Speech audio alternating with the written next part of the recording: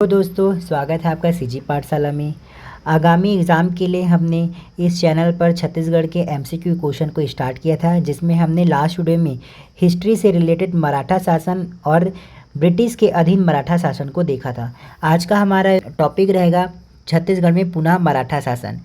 अंग्रेज़ों का अप्रत्यक्ष शासनकाल 1818 से 1830 ईस्वी तक चलता है। सन 1817 में अप्पा साहेब और अंग्रेज़ों के बीच सीताबर्डी का युद्ध हुआ, जिसमें अप्पा साहब हार गए और 6 फरवरी 1818 को दोनों के मध्य समझौता होने के कारण अंग्रेज़ों का अप्रत्यक्ष शासन छत्तीसगढ़ में स्टार्ट होता है। और यह अंग्रेज़ों का अप्रत्यक्ष शासन था। इस समय रघुजी तृतीय अल्पवयस्क होते हैं, जिसके कारण इस काल को ब्रिटिश संरक्षण में मराठा शासन कहा जाता है, जो 1818 से 1830 तक चलता है। 1830 में रघुजी तृतीय वयस्क हो जाते हैं, जिसके बाद से पुनः मराठा शासन आरंभ हो जाता है। तो आइए अब बिना समय गवाए इस टॉपिक का पहला क्वेश्चन स्टार्ट करते हैं। पहला क्वेश्चन, इस क्षेत्र को कब जिल्हा कहा जाता था और प्रशासक को जिल्हेदार कहा जाता था? जो छत्तीसगढ़ क्षेत्र है उसको कब जिल्हा कहा जाता था और जो उसमें जो प्रशासक होता था उसको जिल्हेदार कब कहा जाता था? ऑप्शन ए 1830 से 1854 के बीच, ऑप्शन बी 1818 से 1830 के बीच, ऑप्शन सी 1882 से 1906 के बीच, ऑप्शन डी 1757 से 1787 के बीच, ऑप्शन ई इनमें से कोई नहीं। हमारा आंसर हो जाएगा ऑप्शन ए 1830 से 1854 के बीच में इस क्षेत्र को जिल्हा और प्रशासक को जिल्हेदार कहा जाता था। व्याख्या, छत्तीसगढ़ को जिल्हा 1830 से 1854 के मध्य कहा जाता था। इसके प्रशासकों को जिल्हेदार कहा जाता था। सन 1830 से 1854 तक कुल 8 जिल्हेदार नियुक्त हुए थे। जिल्हेदारों की नियुक्ति रघुजी तृतीय ने की थी, जो निम्नलिखित थे। जिल्हेदारों की नियुक्ति रघुजी तृतीय ने की थी। और 8 जिल्हेदार का नाम देख लेते हैं। पहला कृष्णराव अप्पा, दूसरा अमृतराव अप्पा, तीसरा सदरुद्दीन, चौथा दुर्गा प्रसाद, पांचवा इंदु कराव, छठवा सखाराम बापू, सातवां गोविंद अप्पा, आठवां गोपाल राव। नेक्स्ट क्वेश्चन, निम्नलिखित में से कौन रघुजी तृतीय के शासन में छत्तीसगढ़ का जिल्हेदार नहीं था? Option A Krishnarao Appa, option B Govind Rao, option C Keshav Govind, option D Ituk Rao. ये इसमें इटुक राव लिखा है, लेकिन ये इंदु राव है। जो ये 5वां नंबर में जो दिख रहे ना, वो इंदु राव। तो इस क्वेश्चन का हमारा आंसर हो जाएगा ऑप्शन सी, केशव गोविंद जो थे वो जिलेदार नहीं थे। केशव गोविंद सूबा शासक था, जो पिछले वीडियो में हम पढ़ चुके हैं। अगर पिछले वीडियो की अगर आपको ज़रूरत हो तो आप प्लेलिस्ट में जाके देख लीजिएगा। और अगर किसी भी वीडियो का अगर आपको पीडीएफ चाहिए तो हमारे टेलीग्राम को ज्वाइन कर लीजिए, वहाँ आपको सारे पीडीएफ मिल जाएंगे। नेक्स्ट क्वेश्चन, धमधा के गोड़ राजा के विद्रोह के समय नागपुर के भोसला शासक कौन थे?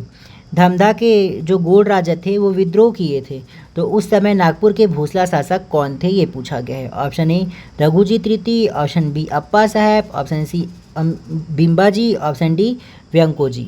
हमारा आंसर हो जाएगा ऑप्शन ए रघुजी तृतीय।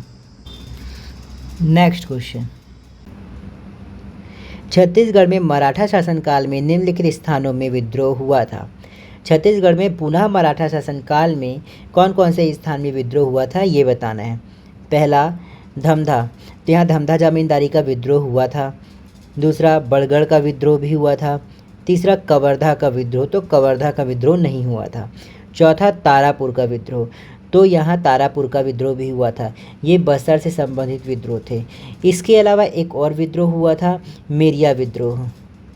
मेरिया विद्रोह जिसके नेतृत्वकर्ता हिडमा माझी थे। आप मेरिया विद्रोह और माड़िया या मूरिया विद्रोह में कंफ्यूज ना हो।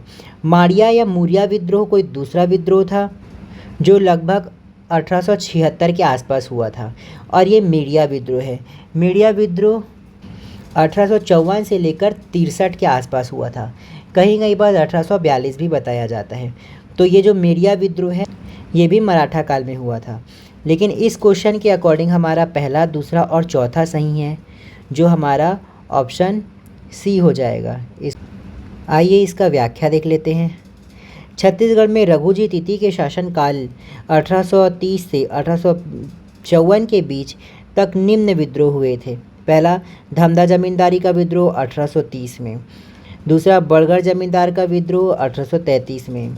तीसरा, तारापुर जमींदार का विद्रोह 1842 से 1854 के बीच में। इसके बाद 1854 से लेकर 63 के बीच में मेरिया विद्रोह होता है। मेरिया और मारिया दोनों अलग अलग हैं, मेरिया विद्रोह होता है, तो याद रखें। नेक्स्ट क्वेश्चन, रघुजी तिथि के शासनकाल 1830 से 1854 ईस्वी में छत्तीसगढ़ में निम्नलिखित में से कौन से विद्रोह हुए? पहला, धमधा का विद्रोह हुआ था। दूसरा, बड़गढ़ का विद्रोह भी हुआ था। तीसरा, तारापुर का विद्रोह भी हुआ था। चौथा, मुड़िया विद्रोह। तो मुड़िया विद्रोह यहाँ नहीं हुआ था। मैंने आपको बताया था मेरिया विद्रोह हुआ था। मेरिया विद्रोह जो था वो हुआ था, और ये मुड़िया विद्रोह है। मुड़िया विद्रोह 1876 के आसपास हुआ था, जिसके नेतृत्वकर्ता झाड़ा सिरहा थे, और मेरिया विद्रोह के नेतृत्वकर्ता हिडमा माझी थे। तो दोनों अलग है। तो इस क्वेश्चन के अकॉर्डिंग पहला, दूसरा और तीसरा सही है। इसके अकॉर्डिंग हमारा आंसर ऑप्शन ए हो जाएगा। ये मैं बार बार इसलिए बता रहा हूँ कि ऐसे क्वेश्चन में मुड़िया और मेरिया में कन्फ्यूजन हो जाता है। नेक्स्ट क्वेश्चन, निम्नलिखित घटनाओं को कालक्रमानुसार लगाएं। जो घटना दिया है उसको उसके कालक्रम के अनुसार में हम लोग को सेट करना है। पहला घटना, रतनपुर से रायपुर राजधानी का स्थानांतरण। तो ये घटना 1818 में हुआ था। 1818 में एगेन्यू जो थे उन्होंने रतनपुर से रायपुर राजधानी को स्थानांतरित किया था। दूसरा, इस राज्य पर मराठा आक्रमण। तो इस राज्य पर मराठा आक्रमण जो है 1791 में हुआ था। 1791 में भास्कर पंत के द्वारा यहाँ आक्रमण हुआ था। तीसरा, इस राज्य में सूबेदारी व्यवस्था का प्रारंभ। तो ये हुआ था 1787 में हुआ था। और नेक्स्ट है सती प्रथा उन्मूलन। तो ये घटना हुआ था 1831 में। इसके अकॉर्डिंग हम लोग को इसको सेट करना है। तो सबसे पहले इस राज्य में मराठा आक्रमण 1791 में हुआ था, जो है हमारा दूसरा। उसके बाद सूबेदारी व्यवस्था प्रारंभ हुई थी 1787 में। तो दूसरा के बाद तीसरा, तो ये ऑप्शन बी और सी दोनों में ही दिया है। इसके बाद राजधानी परिवर्तन हुआ था 1818 में। तो ये है जो हमारा, इसका हो जाएगा आंसर सी, क्योंकि यहाँ पर दूसरा, तीसरा, उसके बाद पहला, उसके बाद चौथा दिया है। तो इस तरीके से आप इस क्वेश्चन को ट्राई कीजिएगा। इसका व्याख्या ऐसे ही दिया है, आप देख लीजिएगा। नेक्स्ट हमारा टॉपिक आता है छत्तीसगढ़ में प्रत्यक्ष ब्रिटिश शासन 1854। 11 दिसंबर 1853 में रघुजी तृतीय की मृत्यु हो जाती है। इस समय भारत का गवर्नर जनरल लॉर्ड डलहौजी होते हैं, और लॉर्ड डलहौजी के हड़प नीति के तहत नागपुर राज्य अंग्रेजों के अधीन आ जाता है, और 13 मार्च 1854 को नागपुर राज्य का विलय हो जाता है। और इस प्रकार 1854 से लेकर भारत के आज़ादी के समय तक 1947 तक इस काल को प्रत्यक्ष ब्रिटिश शासनकाल कहा जाता है। इस टॉपिक का पहला क्वेश्चन। इससे पहले हमारा 100 क्वेश्चन हो चुके हैं, जो पुराने वीडियो में है उसको भी आप देखिएगा, मोस्ट इम्पॉर्टेंट है। ये स्टार्ट करते हैं। निम्नलिखित में से किस गवर्नर जनरल के शासनकाल में इस राज्य का ब्रिटिश साम्राज्य में विलय हुआ? Option A Lord William Bentinck, option B Lord Ellenborough, option C Lord Dalhousie, option D Lord Canning. तो हमारा आंसर ऑप्शन सी हो जाएगा, लॉर्ड डलहौजी। उन्हीं के व्यवगत नीति, हड़प नीति के कारण यह राज्य ब्रिटिश के साथ विलय हो जाता है। व्याख्या, लॉर्ड डलहौजी के शासनकाल 1848 से 1856 में हड़प नीति के तहत 1854 में नागपुर राज्य के साथ इस राज्य को ब्रिटिश साम्राज्य में विलय कर लिया जाता है। नेक्स्ट क्वेश्चन, निम्नलिखित में से किस वर्ष में नागपुर राज्य के साथ इस राज्य को ब्रिटिश साम्राज्य में सम्मिलित किया गया? आंसर है ऑप्शन सी 1854 ईस्वी में, पहले देख चुके थे। नेक्स्ट क्वेश्चन, इस राज्य के ब्रिटिश साम्राज्य में विलय के पश्चात वर्ष 1855 में निम्नलिखित में से किसे यहाँ डिप्टी कमिश्नर नियुक्त किया गया? Option A P Vans Agnew, option B Charles Willingson, option C Charles Elliott, option D Andrew Crawford. हमारा आंसर हो जाएगा option C, Charles C Elliott को यहाँ का डिप्टी कमिश्नर बनाया गया। अब यहाँ से आपको वर्तमान प्रशासन के जैसे ही नाम देखने मिलेंगे, जैसे डिप्टी कमिश्नर, कमिश्नर, जिलेदार। तो अब आपको थोड़ा सा आसानी होगा समझने में। इसका व्याख्या, सन 1854 में ब्रिटिश साम्राज्य में विलय के पश्चात 1855 में चार्ल्स इलियट को छत्तीसगढ़ का प्रथम डिप्टी कमिश्नर नियुक्त किया गया। इसके अतिरिक्त गोपाल राव अप्पा अंतिम जिलेदार तथा मोबिन उल हसन को सहायक डिप्टी कमिश्नर बनाया गया। गोपाल राव अप्पा अंतिम जिलेदार और मोबिल उल हसन को अंतिम डिप्टी कमिश्नर बनाया गया था, सहायक डिप्टी कमिश्नर। नेक्स्ट क्वेश्चन, सही उत्तर चुनिए। 1854 में नागपुर राज्य को ब्रिटिश साम्राज्य का अंग बना लिया गया तब। कथन 1 और कथन 2, तो कौन सा कथन सही है उसको चुनना है। कथन 1, नागपुर राज्य के रेजिडेंट मी मेंसन को ब्रिटिश अधिकृत नागपुर राज्य का प्रथम कमिश्नर बनाया गया। यहाँ ये मेंसन लिखा हुआ है, कहीं कहीं बार इन्हें नेल्सन भी कहा जाता है। दूसरा, प्रथम deputy commissioner Charles C Elliott को बनाया गया, तो दोनों सही हैं। नागपुर राज्य में रेजिडेंट मी मेंसल को ब्रिटिश अधिकृत नागपुर राज्य का प्रथम कमिश्नर बनाया गया और चार्ल्स सी इलियट को छत्तीसगढ़ का डिप्टी कमिश्नर बनाया गया, तो दोनों कथन सही हैं। जो हमारा ऑप्शन डी में दिया है, तो हमारा आंसर ऑप्शन डी हो जाएगा। व्याख्या, सन 1854 में नागपुर राज्य को ब्रिटिश साम्राज्य का अंग बनाया गया तब ब्रिटिश अधिकृत नागपुर राज्य का प्रथम कमिश्नर मी मेंसन ब्रिटिश अधिकृत नागपुर राज्य के अधीन छत्तीसगढ़ का प्रथम deputy commissioner Charles C Elliot था। दोनों ही इंपॉर्टेंट है, याद रखिएगा। नेक्स्ट क्वेश्चन, छत्तीसगढ़ में तहसील शासन व्यवस्था का प्रारंभ किस ब्रिटिश अधिकारी ने किया? प्रत्येक ब्रिटिश काल के समय में तहसीलदारी व्यवस्था चालू हो जाती है, तो उस किस ब्रिटिश अधिकारी ने इसको स्टार्ट किया वो पूछा गया है। Option A Agnew, option B Edmund, option C Jenkins, option D Elliott. हमारा आंसर हो जाएगा छत्तीसगढ़ के deputy commissioner Charles C Elliott. हमारा आंसर ऑप्शन डी होगा। नेक्स्ट क्वेश्चन, ब्रिटिश साम्राज्य में विलय के पश्चात अंग्रेजों द्वारा छत्तीसगढ़ में कौन सी व्यवस्था प्रारंभ की गई थी? ऑप्शन ए मालगुजारी व्यवस्था, ऑप्शन बी ताहूदारी व्यवस्था, ऑप्शन सी तालुकेदारी व्यवस्था, ऑप्शन डी तहसीलदारी व्यवस्था। हमारा आंसर ऑप्शन डी तहसीलदारी व्यवस्था।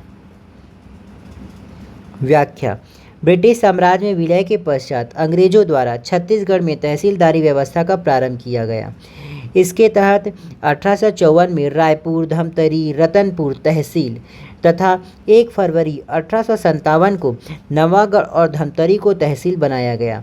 कुछ माह के अंतराल के बाद जुलाई 1857 में धमधा के स्थान पर दुर्ग को नया तहसील बनाया गया। इसके साथ ही कुल 5 तहसील की स्थापना हुई। ये मोस्ट इम्पॉर्टेंट है, याद रखिए। 1854 में रायपुर, धमतरी, रतनपुर तहसील बनाया गया था। ये 3 तहसील बने थे कब? 1854 में। फिर 1 फरवरी 1857 में नवागढ़ और धमधा को बनाया गया था तहसील। फिर कुछ माह के बाद जैसे कि जुलाई 1857 में धमधा को हटा दिया गया और उसके स्थान पर दुर्ग को नया तहसील बनाया गया। इस तरीके से हमारे छत्तीसगढ़ में 5 तहसील हुए पहले, रायपुर, धमतरी, रतनपुर, नवागढ़ और दुर्ग धमधा के स्थान पर। नेक्स्ट क्वेश्चन, ब्रिटिश शासनकाल में ईस्ट इंडिया कंपनी के रुपये को छत्तीसगढ़ में कानूनी रूप से कब लागू किया गया? ब्रिटिश शासनकाल में ईस्ट इंडिया कंपनी के जो रुपये थे छत्तीसगढ़ में कानूनी रूप से कब लागू किया गया? Option A AD 1855, option B AD 1854, option C AD 1861, option D AD 1862। हमारा आंसर ऑप्शन ए हो जाएगा AD 1855। AD 1855 से ईस्ट इंडिया कंपनी के जो रुपये थे छत्तीसगढ़ में कानूनी रूप से लागू हो गए थे। नेक्स्ट क्वेश्चन, ब्रिटिश शासनकाल में छत्तीसगढ़ में बरकंदाज किसे कहा जाता था? तो हमारा आंसर ऑप्शन बी हो जाएगा, सिपाही को बरकंदाज कहा जाता था ब्रिटिश शासनकाल में। नेक्स्ट क्वेश्चन, 1854 के पश्चात छत्तीसगढ़ में निम्नलिखित में से किन ताहूदारियों का निर्माण किया गया? ताहूदारी एक व्यवस्था थी जो पहले 1854 से पहले 4 ताहूदारी पहले ही बन चुका था, सैंडिस के शासनकाल में और रघुजी तृतीय के शासनकाल में। अब 1854 के बाद में कौन कौन से ताहूदारी व्यवस्था स्थापित की गई थी ये पूछा गया है। तो सिहावा, तो ये सही है, इसका स्थापना किया गया था 1854 के बाद। लोरमी, तो ये लोरमी का स्थापना 1854 से पहले हो चुका था, तो ये गलत है। तीसरा खल्लारी, खल्लारी को भी 1854 के बाद स्थापित किया गया था। चौथा संजारी, संजारी भी 1854 के बाद स्थापित किया गया था। पहला, तीसरा और चौथा सही है। इसके अकॉर्डिंग हमारा आंसर ऑप्शन डी हो जाएगा, मोस्ट इम्पॉर्टेंट है। इसका व्याख्या देखिए, ये भी आपको याद करना है। व्याख्या, सन 1854 के पश्चात छत्तीसगढ़ में निम्न ताहूदारियों का निर्माण किया गया। इसमें शासन दिया गया है, किसके शासन पर निर्माण हुआ था और यहाँ पर ताहूदारी बताया गया है। पहला, सैंडिस के काल में 2 ताहूदारी बने, लोरमी और तरेंगा। 1826 में लोरमी बना और 1828 में तरेंगा बना। नेक्स्ट, मराठा काल में, ये रघुजी तृतीय ने पुनः मराठा काल में बनाया था। इसमें सिरपुर और लवंग को बनाया गया था। सिरपुर 1843 में बना और लवंग 1848 में बना है, ध्यान रखें। तीसरा, चार्ल्स इलियट के काल में संजारी, खल्लारी और सिहावा बना और ये तीनों के तीनों 1858 में बने। तो मोस्ट इम्पॉर्टेंट है ताहूदारी व्यवस्था, इसको आप याद कर लीजिएगा। छत्तीसगढ़ में ब्रिटिश सत्ता की स्थापना के पूर्व निम्नलिखित ताहूदारी नहीं थी। तो ब्रिटिश सत्ता के स्थापना से पूर्व 1854 से पहले 4 ताहूदारी हमारी थी, जिसमें सिरपुर, लोरमी, तरेंगा और लवंग आते थे।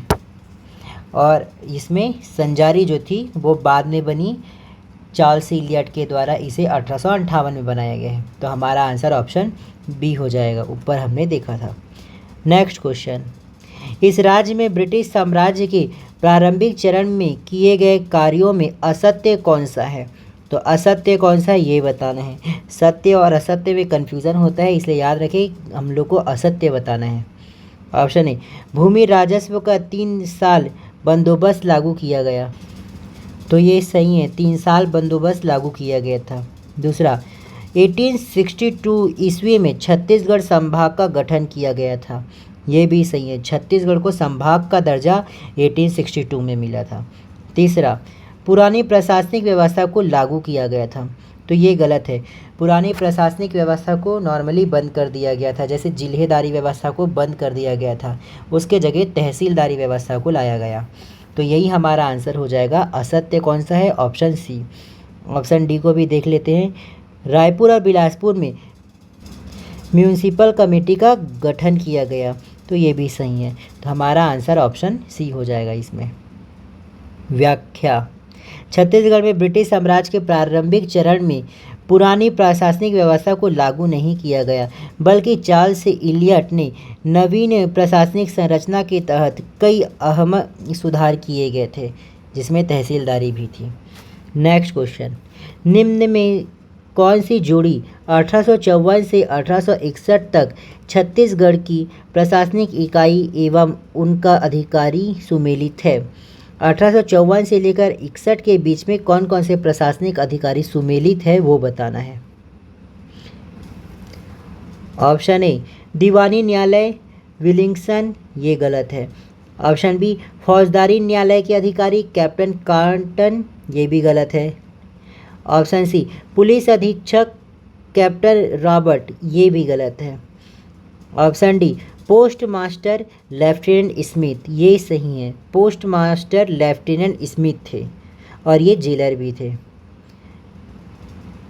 नेक्स्ट क्वेश्चन, विलय के बाद ब्रिटिश सरकार द्वारा छत्तीसगढ़ में निम्नलिखित सुधार किए गए। विलय के बाद कौन कौन से सुधार किए गए वो बताना है, इसमें सही उत्तर को चुनना है। पहला, दीवानी एवं फौजदारी न्यायालय की व्यवस्था की गई, तो ये सही है।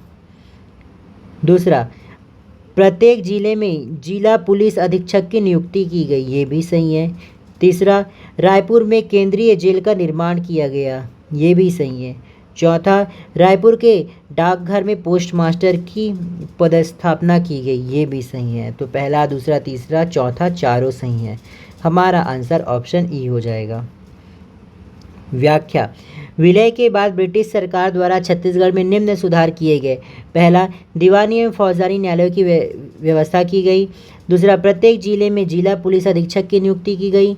रायपुर में केंद्रीय जेल का निर्माण किया गया। रायपुर के डाकघर में पोस्ट मास्टर की पदस्थापना की गई। और पोस्ट मास्टर का क्या नाम था वो आप कमेंट में बताइएगा, ऊपर बताया गया था।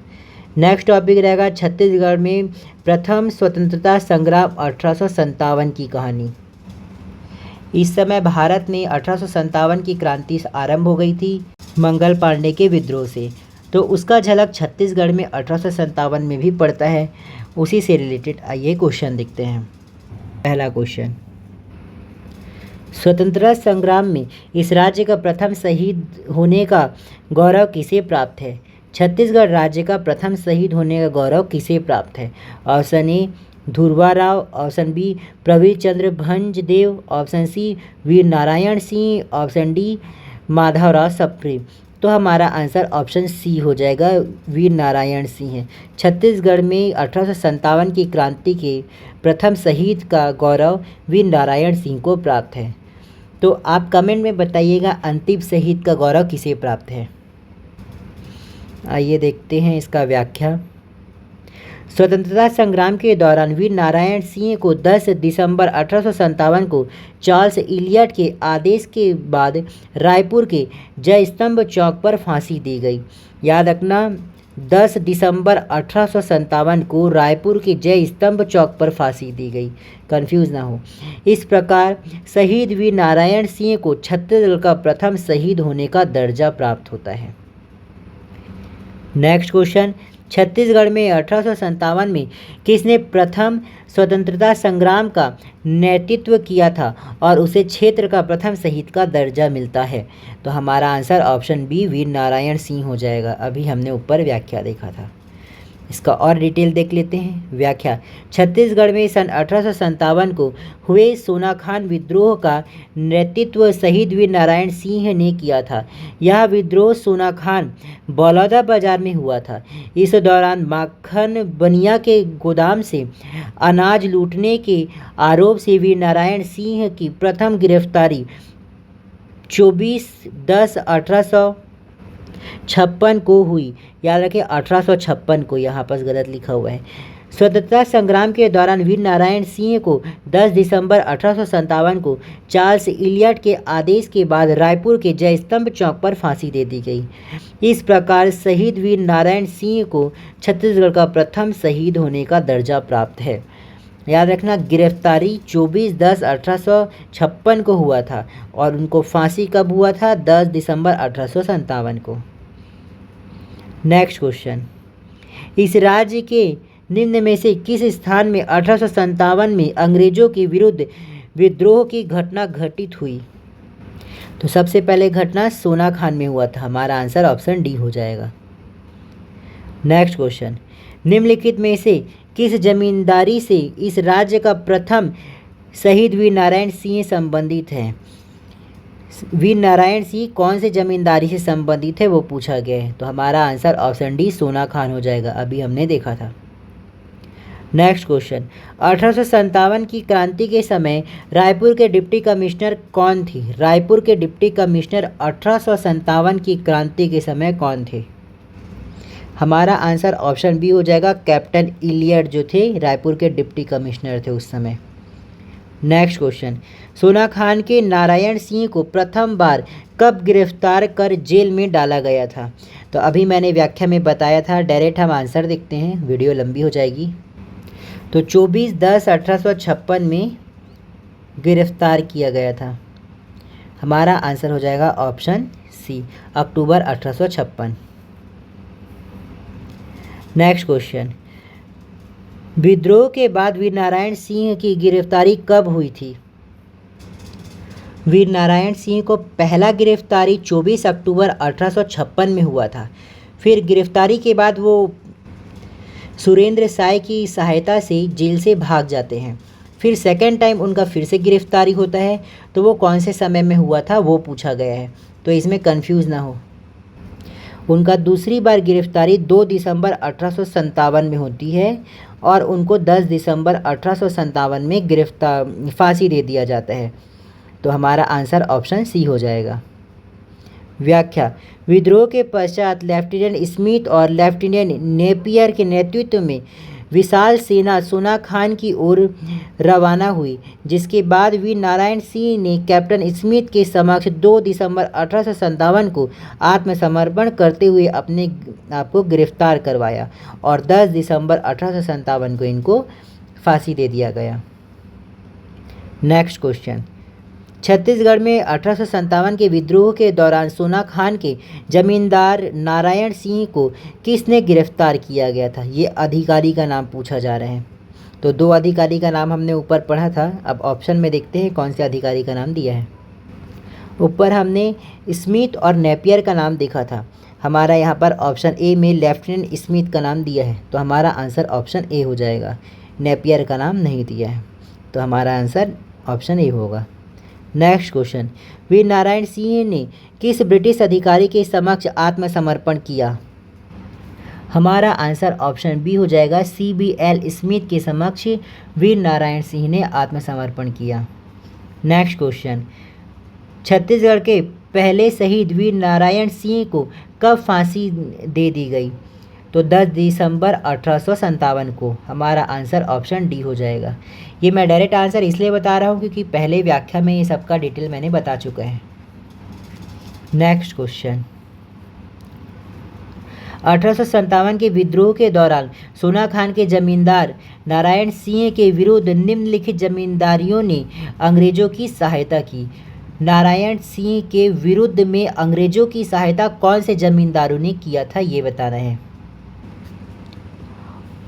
पहला भटगांव, तो ये सही है, भटगांव के जमींदार ने सहायता किया था अंग्रेज़ों का।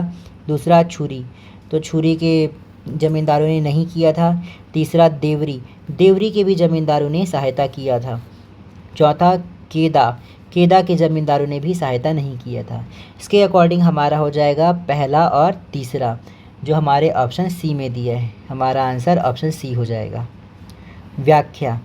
क्वेश्चन से ज़्यादा इम्पोर्टेंट व्याख्या भी आपके लिए हो जाता है, क्योंकि और ये थोड़ा डिटेल में रहते हैं। सन 1857 के विद्रोह के दौरान सोना खान के निम्न जमींदारियों को वीर नारायण सिंह के विरुद्ध अंग्रेजों की सहायता की थी। निम्न जमींदारियों ने, यहाँ को लिखा है, निम्न जमींदारियों ने वीर नारायण सिंह के विरुद्ध अंग्रेजों की सहायता की। पहला देवरी, कटंगी, भटगांव, बिलाईगढ़, शिवरी नारायण, तो ये 5 जमींदारियों ने अंग्रेजों की सहायता की थी। Next question.